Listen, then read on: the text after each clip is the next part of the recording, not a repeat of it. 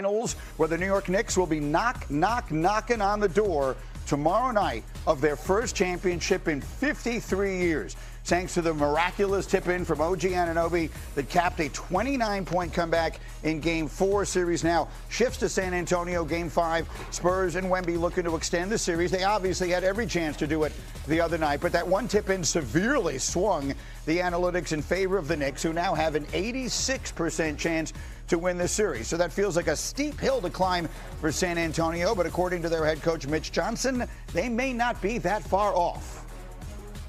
By no means am I not acknowledging the Knicks and what they've done and give them credit for playing good basketball, but we feel like we've decided the outcome of all 4 games. Very interesting way of looking at it. Brian Windhorst, and we see Vincenzo jumping in with us as well as Tim McMahon. Windy, what's your reaction to what the coach said? I've made this mistake too, Mitch Jhonsons. Last year when I watched the Celtics blow those 2 leads against the Knicks in that series, I said, you know, it's 2-0 in this series, but I kind of feel like the Celtics are still in great position. Oh, no. I saw the Knicks finish them off, and I've seen the Knicks repeatedly do this to teams. I've seen them to do it to the Cavs, and now I'm watching them do it to the Spurs. When the Knicks are down by 15, they have you right where they want you. You think that's a joke, but that's how they play. They never quit. It is their design to wear you down. Their team knows it. Their team believes in it. Mike Brown knows it. He's not afraid to coach that way. They're never afraid when they're behind, and in many ways it puts them at ease. Thinking that you have control over a series is the fatal flaw against the New York Knicks. Actually, Tim McMahon, I thought you made a really interesting point on our call this morning that Mitch Jhonsons may be right, but he may not be making the point he thinks he's making. Yeah, I mean, what he's saying is not wrong, but what he's telling us is the Knicks are ready to be champions. The Spurs are not. The Knicks are the world's sexiest cockroaches. You've got to not just stomp on them, but squish them, flush them. Like, you can't get rid of these guys. They keep, dude, the story wasn't even necessarily that the Knicks are finding ways to finish. They're finding ways to come back from double-figure leads, from a 29-point lead, a historic comeback in the finals. But if it's close late, the Knicks are proven closers. Jalen Burnson and that crew. And let's just be honest, this is where the Spurs' inexperience has reared its ugly head. What do you think, Vinny?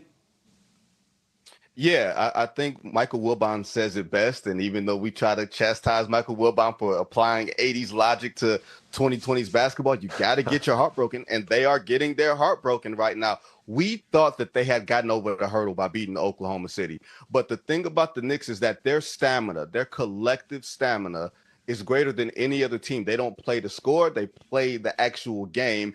And once they go up 15 or whatever it is, the Knicks just seem to start chipping away. They get more confident. They are more sure about how they play than any other team in the league. With the Spurs, if your most experienced player is De'Aaron Fox, and De'Aaron Fox is committing rookie mistakes in the last 15 to 20 minutes of the game, what are we going to expect from Stephon Castle and Dylan Harper and Victor Wembanyama? This will be a learning lesson no matter how or when this series ends, whether it's Saturday or whether it's Tuesday. The Spurs are going to look at this years from now and be like, this series helped us grow up. Now, I think sometimes, I've always said, Windy, coaches talk to their teams through the media a lot. So I think you got a glimpse into what his message, Mitch Johnson's message, is to his team. Guys, we've controlled every one of these games. If we just don't make these kinds of mistakes down the stretch, we should have won. We easily could have won all 4 of the games in this series so far, and clearly that is true. Do you have any sense of how they are bouncing back from what has to go down as one of the worst, if not the worst, defeats in the history of the NBA Finals?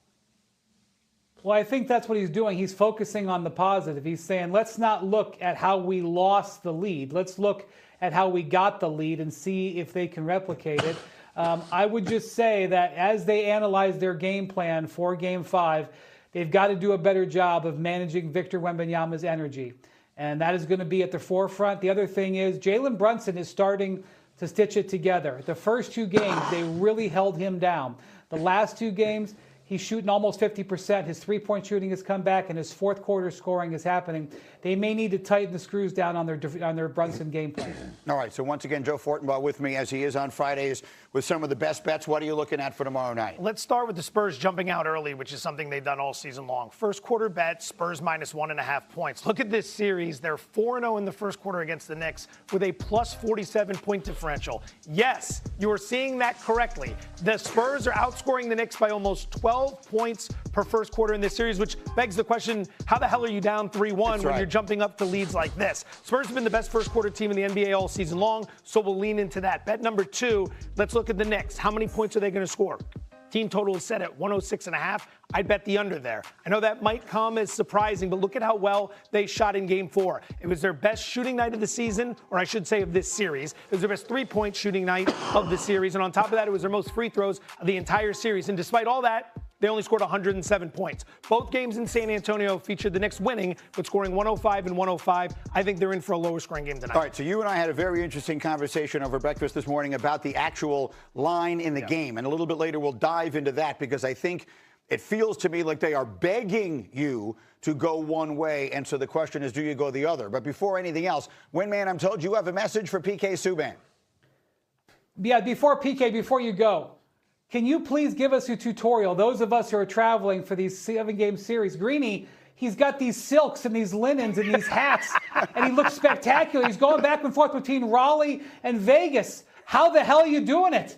Please put it on IG or something. Well, Wendy, that's a great picture. Wendy, first of all, you're right. The keys are silks and satins. You got to go silk and satins. That's not for me. If there's 7 games, at least 3 or 4 of the games, you got to have silk and satins, and you need a garment bag. So I do have a roller bag, but I got a garment bag. I load that baby up. I got a couple other things, Wendy, but we can discuss that off the air. I'll tell you what, Winman.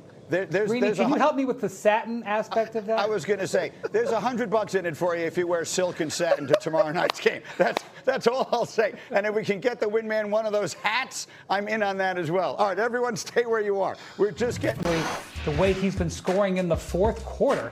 Now, you look at those fourth quarter numbers and you say, well, there's not that much of a difference. Well, the Knicks have 2 one-point wins in this series. So that tells you right there, those 2 extra baskets he's getting compared to what Shea did last round has been the difference in this series so far. And I suspect Brunson might be able to creep that field goal percentage up further. 36 points, 7 assists, 5 rebounds in Game 4. Brunson becoming the first player to have consecutive games of 35 and 5 in a singles final since LeBron in 2017. Even his misses have been fortunate for the Knicks. OG Anunoby with the tip in Game 4. Right. How can Mitch Jhonsons set up Wemby for a must-win Game 5 if they want to extend this series?